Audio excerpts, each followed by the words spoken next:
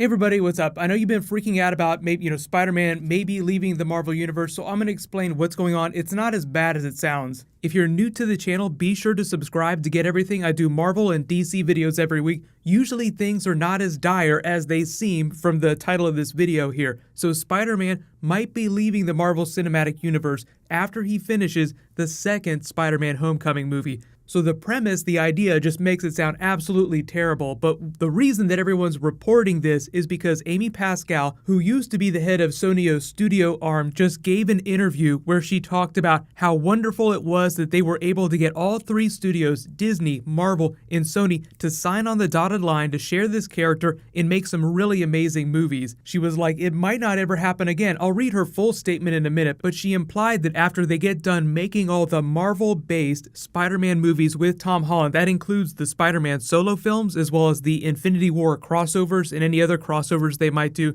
that might be the end of their sharing arrangement with the character. So everybody was freaking out. No more Spider-Man in the MCU. How dare you? So here's the full statement. This is what she said. One of the things I think that is so amazing about this experience is that you don't have studios deciding to work together to make a film very often. In fact, it may never happen again after we do the sequel, talking about Spider-Man Homecoming 2. I'll explain that movie in a second. But then she goes on to say, because Sony, Disney, and Marvel all decided that the right thing to do was to allow Peter Parker and Spider-Man to be in the MCU and to work with the Marvel guys and have them produce this film. She's talking about Spider-Man Homecoming. And then she goes on to say, I think that it was a very rare thing for three companies to do, a very brilliant thing for them to decide to do, because there are only so many stories that you could tell again and again and again about Spidey. She's talking about the origin story. So it was a very selfless, very smart thing on the part of all the companies. So she was just really happy that all these companies came together. But just to explain the Spider-Man Homecoming sequel, they've already dated that for 2019. There's another film that year, Avengers Infinity War. So worst case scenario, even if he does leave the MCU after that second Spider-Man movie, he would probably also still show up during the next Infinity War movie.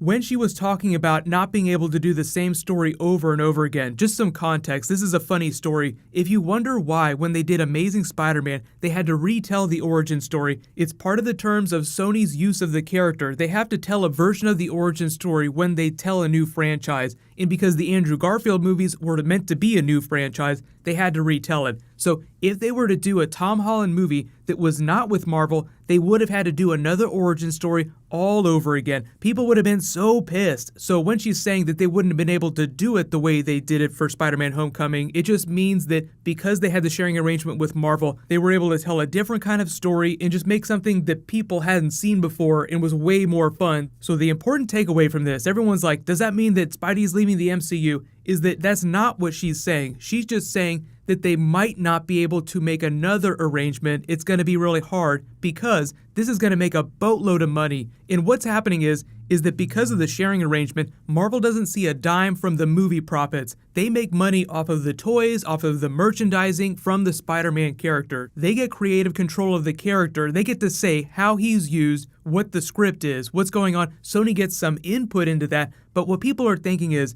that because Sony will probably make a boatload of money off their Spider-Man movies, they're trying to create their own Spider-Man cinematic universe with this Venom movie, the Black Cat, Silver Sable movie. So what could possibly happen is that they build those up so that they have their own version of the MCU and they don't need the marketing help or the creative help of Marvel anymore, and they don't want to share the character. But because I think that would be disastrous on everyone's part, people are loving this because he's a shared character. He gets to be part of the MCU. So of course it all comes down to money. Sony wants more money, they want more control of the character. Marvel's just going to have to find a way to deal with that when they come to the table again after the second Spider-Man Homecoming film. And they'll have those negotiations way far in advance of that. They're not going to wait till 2019 when the movie comes out to renegotiate the contract. So odds are, what'll happen is that Sony will get more control of the character, more say in how he's used, and he will show up a little bit less during Marvel movies, but he'll still be a shared character. You'll still see him in big team-ups, but they'll just save him for the very, very special occasions. Do not expect to see Spider-Man during Ant-Man and the Wasp, but there's always the chance that he could show up during a Captain America movie, whatever ends up happening with that character if Chris Evans re-signs his contract. There's still so many different things that could happen that it's pointless to worry about it now.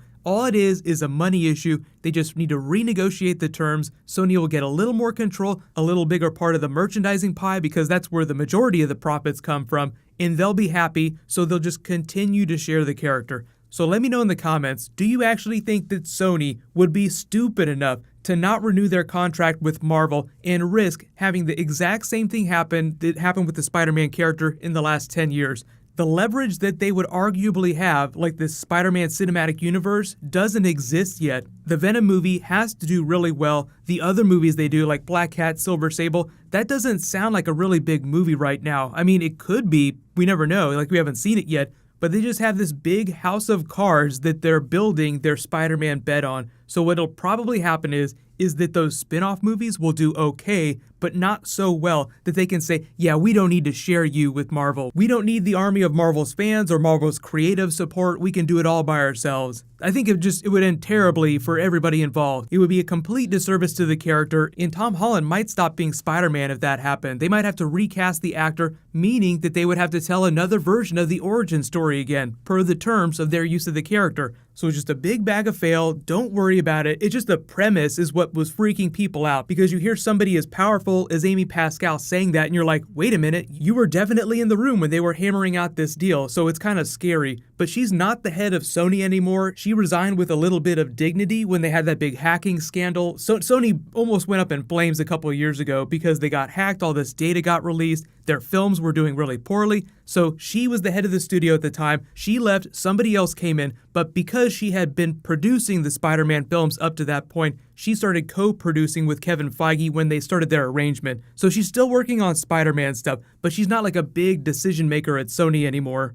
So what'll happen is in better news, more fun things to talk about. I'll do another Spider-Man video later this week for the movie. Leave all your video requests in the comments below. The more requests you guys leave me, the better our discussions are. Congratulations to the latest Spider-Man giveaway winner, Platinum X2A. You win those action figures. Please private message me on the back end of my channel so I can get your contact details. There was a new round that started in this video, so I'll announce a winner the next time I post a Marvel video. So while you wait for that, you can click here to rewatch that Spider-Man trailer, and you can click here for brand new Flash. Thank you so much for watching. Let's high five. I'll see you guys in the next video.